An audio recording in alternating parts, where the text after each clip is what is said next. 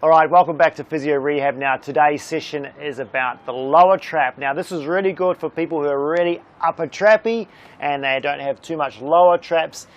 Sometimes these people also have serratus anterior problems. So if you're one of those people that have winging or serratus problems, you've probably also got a bit of lower trap weakness because they go hand in hand. I'm going to give you 3 exercises today that are going to help with that. So first one is a one-arm skydive. That's what we call it. So with Michelle here, if you go flat for me, Michelle, if she's doing one hand at a time, this right shoulder, you've got to think, remember the lower traps is coming from the shoulder blade down towards the spinal angle like that. So we want her moving her shoulder blade in the same direction, which will fire it the best. So she's going to try and lift her shoulder blade, or think about lifting her shoulder blade over towards her opposite hip. Okay, so if she thinks about where the direction she's going, because she can't see it, so if you lift that for me, Michelle, she's going to lift that shoulder blade just to start with. So just lifting that scapula in a direction of her left hip. Then she's got to try and put some load on it. So you raise your hand for me.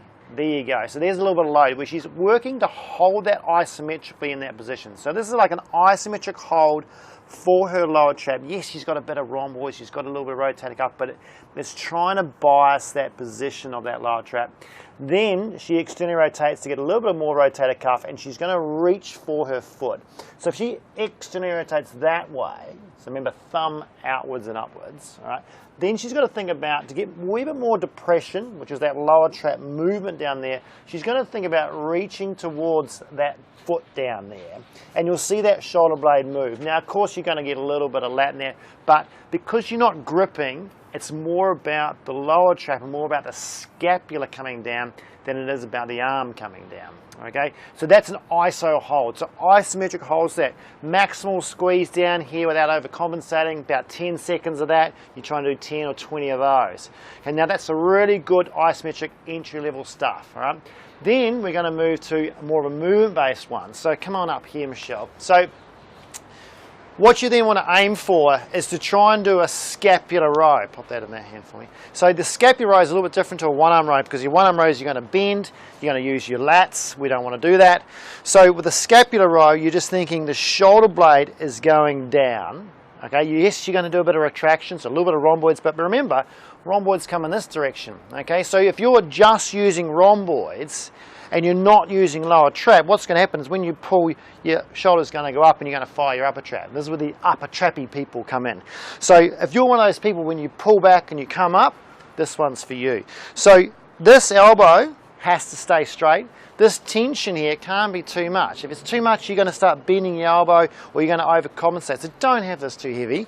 But for her, think of the anchor point through the hand, through the elbow, through the shoulder as one sort of straight line. So when you pull down, you don't want to be doing that.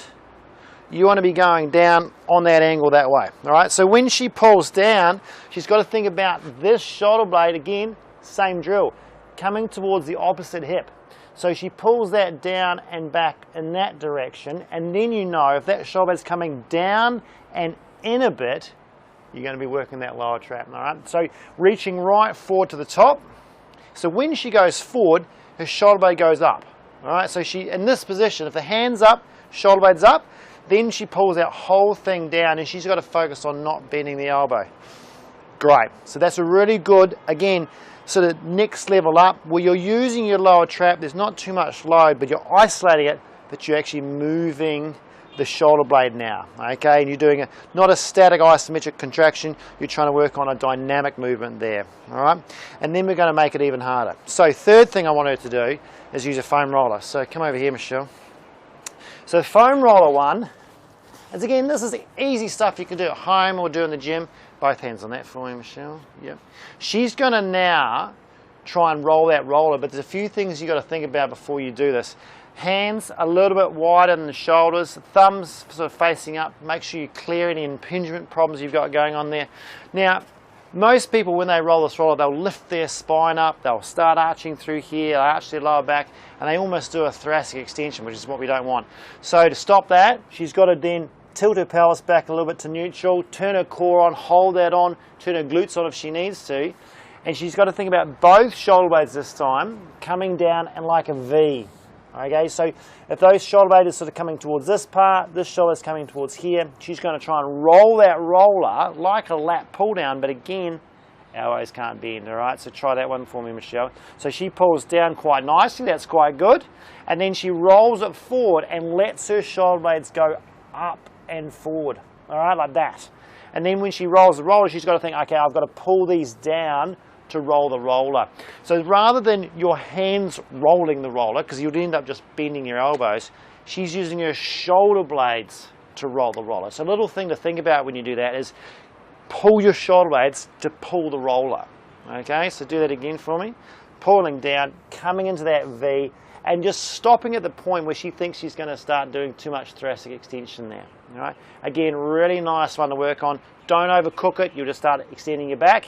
But again, nice lower trap isolation, and that's a really good progression for someone who's got lower trap weakness. So give that a shot.